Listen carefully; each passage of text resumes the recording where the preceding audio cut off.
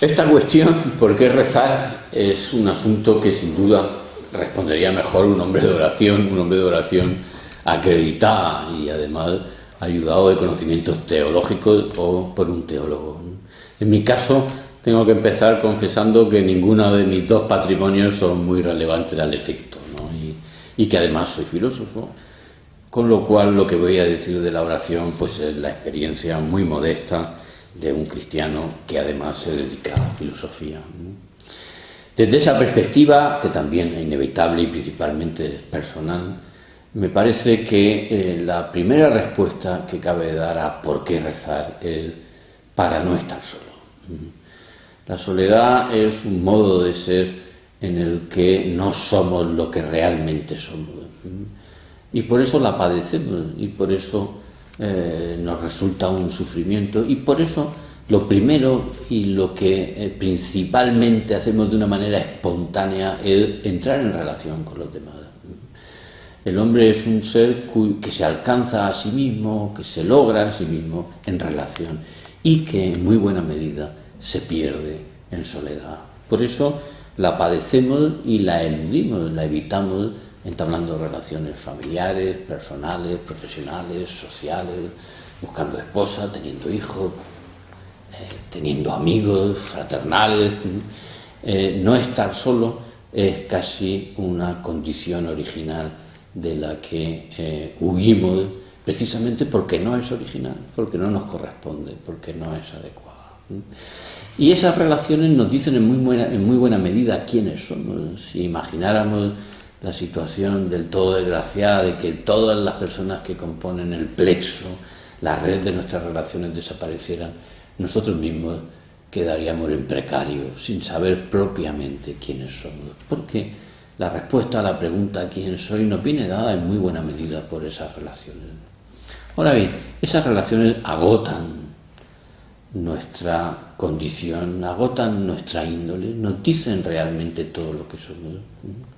Yo creo que por densa que sea nuestra vida social, si esa vida social no tiene un elemento enajenador, no tiene una naturaleza interna fugitiva, o sea, no supone una cierta fuga de lo que somos, yo creo que todos podemos responder con cierta sinceridad que no nos dicen todo lo que somos, que esa compañía no alcanza a ser tan original como podría llegar a serlo nuestra soledad, que necesitamos una compañía o una presencia que en cierto modo nos sea más íntima a nosotros que nosotros mismos, que somos para nosotros mismos un cierto misterio y que por eso no somos la última palabra, ni tenemos la última palabra al respecto de lo que somos.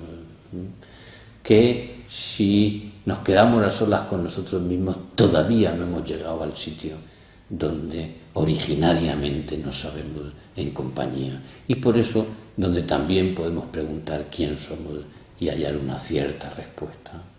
Yo creo que rezamos para escapar de esa soledad, o mejor todavía, en positivo, para reconocer que no estamos solos y que más íntimos que nosotros a nosotros mismos hay alguien, hay una presencia, hay un interlocutor, hay una instancia al que dirigir preguntas.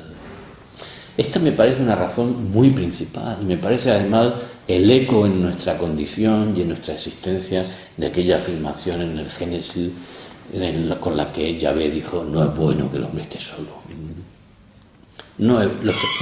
Esa afirmación la sentimos y sentimos el eco de eso en una soledad que padecemos. Y por eso creo que la primera razón, la primera respuesta a por qué rezar es para no estar solos, que es casi exacta e idéntica a la afirmación de que para saber quién somos. Pero el secreto de quién somos, en nuestro caso, es más profundo a nosotros que nosotros mismos. Nuestra indagación no queda satisfecha en las murallas de nuestro logos, que diría Heráclito. Necesitamos ir más allá, Necesitamos ir a una presencia que, por presentida que esté, es siempre misteriosa.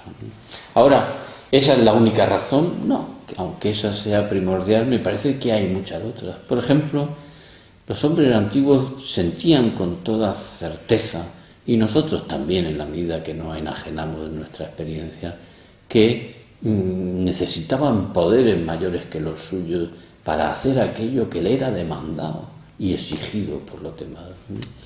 Cuenta la historia, y es un hecho de todo real, que un comandante de la flota romana fue a su regreso apresado y juzgado bajo la acusación de impiedad porque desoyó los augurios que le aconsejaban no atacar a la flota cartaginesa, porque creía tener a la flota cartaginesa expuesta en una situación de indefensión y de sorpresa.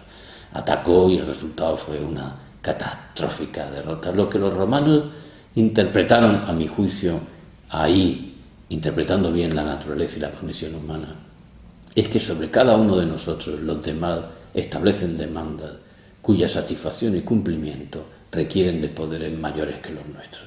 ¿Acaso nuestros hijos no piden a cada uno de nosotros, a cada uno de los padres, que hagamos cosas y que les pongamos al amparo de peligros y que estemos a la expectativa y que les hagamos un tipo de compañía que en realidad está fuera de nuestro poder por completo? ¿Acaso no quisiéramos nosotros tenerlo?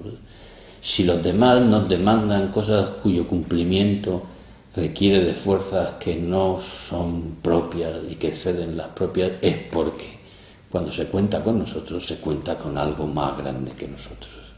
Nadie se representa solo a sí mismo y nadie puede esperar que le demanden solo cosas que puede por su solo poder, porque, como los romanos creían, contamos con la amistad de lo divino.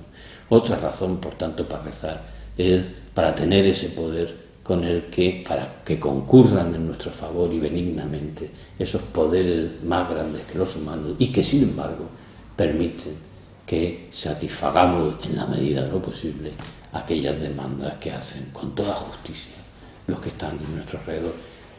Y además eso lo sentimos también en propias carnes. Quisiéramos tener una capacidad protectora o de custodia respecto de los nuestros que no podemos tener, y entonces lo humano, lo normal, es implorar que concurra un poder benigno y mayor que el de los hombres y que concurra benéficamente en esa dirección. Por tanto, suplicar. La segunda modalidad de la oración, que me parece antropológicamente primordial, es la súplica, porque en la súplica también tomamos conciencia de que el poder del hombre es limitado, de que estamos aquejados de una insuficiencia que, sin embargo, no estamos autorizados a dar por última, de que nuestra insuficiencia requiere una apertura a lo que la excede y a lo que es mayor que ella, y esa apertura es precisamente la imploración, la súplica. Sin la súplica el hombre no está completo, y lo experimentamos en que requieren de nosotros realizaciones y poderes que solo podremos tener en la medida en que concurran amistosa y benéficamente en la dirección de nuestros quehaceres, de nuestras obligaciones. Así que la segunda razón sería porque no somos Dios. La primera, porque no nos corresponde estar solos, y porque para saber quiénes somos necesitamos indagar más allá de nosotros mismos, y porque hay algo que nos resulta más íntimo a nuestra propia intimidad que nosotros mismos. La segunda, porque no somos dioses, porque lo sentimos y porque además experimentamos nuestra insuficiencia en orden incluso a lo que nos sería debido. Pero además me parece que hay una tercera razón, y que porque queremos completar el mundo y queremos completar a los demás y queremos completarnos a nosotros mismos, porque sabemos que la realidad necesita un suplemento que no somos capaces de dar, un suplemento que no somos capaces de implementar siempre, y entonces lo que nos surge espontáneamente entre los hombres y entre lo que excede a los hombres es la petición, la solicitud, el requerimiento, también con la forma de la súplica. Y en este punto hay que llamar la atención sobre un aspecto, hay que distinguir oración de magia. Y las confundimos cuando creemos que la súplica o la petición debería de tener el poder de los signos que producen lo que significan. Cuando convertimos nuestras peticiones en una especie de resorte que debería desencadenar un automatismo en virtud de la omnipotencia benéfica del interlocutor, por el que debían de ser resueltas y satisfechas nuestras imploraciones. Eso convierte la oración en magia y convierte la condición del suplicante en mago, en un mago con pretensiones de poder, con unas pretensiones de poder que alcanzan a subordinar derivada y secundariamente los poderes divinos. La petición es una interlocución, es un diálogo y por tanto está abierta a la transformación, a la modificación de la posición de partida. El que pide en el hecho de pedir puede derivar a posiciones que no eran las que tenía al principio de pedir, y en eso mismo consiste el diálogo, la oración en la que consiste pedir, en pedir algo que no es satisfecho y que nos hace recapacitar en que su satisfacción no habría sido nuestro principal bien, y derivar en un diálogo, y en un diálogo en el que además hay que tener en cuenta de entrada que con frecuencia forma parte de la preparación para recibir el pedir, y el pedir con constancia, y el pedir con una constancia pertinaz. Eso lo sabemos los padres humanos. O sea, muchas veces sabemos lo que nos van a pedir los hijos, muchas veces incluso nos alegramos de que nos lo pidan, o muchas veces estamos completamente dispuestos a dárselo, y sin embargo demoramos la otorgación. Demoramos, ¿por qué? Como es lógico, no es por ninguna voluntad punitiva o de fastidio, es porque sabemos que pedir forma parte de la preparación para recibir aquello. Y por eso, con expresión castellana que hace justicia al asunto, nos hacemos de rogar. Pero nos hacemos de rogar en la medida en la que esperamos que la solicitud y la petición sea interlocutiva, o sea, abra un diálogo con el que el sujeto entra en posesión de ese don que le va a ser dado de manera responsable, de manera consciente de lo que recibe. Y además me parece que a todo esto se podría sumar que rezamos, o que una buena razón para rezar es para conocer las cosas como son. Rezar nos pone en la realidad. Me parece a mí que la oración o el rezar tiene un valor algo así como cognitivo. Cuando rezamos captamos la realidad como es. La oración no es una evasión, no es un cerrar los ojos, no es al revés. El que reza asume una aventura que es la aventura de la exploración discriminante de la realidad, de la suya misma, para empezar. Al rezar nos ponemos en realidad, nos atenemos a la realidad, en primer lugar porque consideramos las cosas como son, o lo que es lo mismo, las consideramos en relación a Dios. Porque todo otro modo de considerarla tiende a ser sustituida por considerar el resto de la realidad en relación a uno mismo. Y el problema cuando el resto de la realidad se considera en relación a uno mismo es que uno compone la realidad con un efecto moral y cognitivo que se describe bien si pensamos en el cubismo. En el cubismo todas las dimensiones, todos los perfiles, todas las perspectivas se vuelven unidimensionales, son achatadas con violencia en la perspectiva que ve un sujeto. Eso distorsiona la realidad, la vuelve plana, le quita su relieve propio, la somete a una violencia despótica que es deformante respecto de los propios requerimientos, respecto de las propias expectativas. La única manera de encaminarse hacia un conocimiento completo, de encaminarse hacia una visión que se atiene sobriamente a la realidad, es considerar las cosas en relación a Dios. En relación a Dios las cosas cobran volumen, y al cobrar volumen se nos hace visible que no lo sabemos todo, que no lo vemos todo, que la realidad es polifacética y que la propia facie humana tiene perfiles y que nuestra visión nunca es completa. Y se nos hace ver nuestra insuficiencia, y al vernos nuestra insuficiencia se nos pone en nuestro lugar. Mirar al cielo buscando la compañía, buscando la respuesta acerca de quién somos, buscando los poderes que son necesarios. Mirar al cielo sabiendo que necesitamos pedir es también mirar al cielo y levantar la mirada. Nuestra condición bípeda es casi una prefiguración morfológico-anatómica de la oración.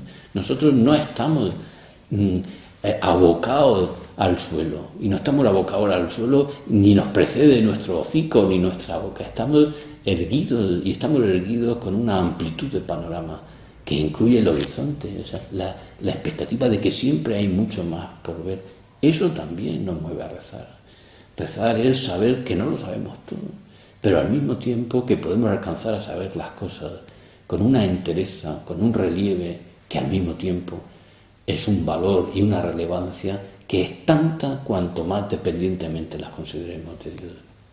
Freud decía, con la intención evidente de desautorizar el sentimiento religioso, que este era un simple derivado de la experiencia del desamparo infantil. A mi juicio, como ocurre con buena parte de las afirmaciones freudianas, de lo que era un intento de desautorización se convierte en una vía contemporánea de exploración de lo divino. Precisamente es muy revelador que el desamparo infantil esté en el origen, si es que lo está, de la experiencia del desamparo que nos lleva a invocar a Dios. Y esto es lo último que quería decir, como Padre, precisamente, como un poder mayor que el nuestro, que nos completa, que pone el suplemento de la realidad, que nos dice quiénes somos, pero que tiene con nosotros una determinación originaria y benévola, que tiene a nuestro respecto la condición de mirarnos con unos ojos que son unos ojos que nos encuentran graciosos, que nos encuentran, como se contaba en la Anunciación, ¿no? Que la encontraban graciosa a los ojos de Dios. Yo creo que la gracia, que tiene que ver, como es lógico en toda esta oración, con la oración, tiene que ver con esto también, tiene que ver con resultar gracioso, con estar lleno de gracia en el sentido de de no resultar repudiable a la mirada de un padre.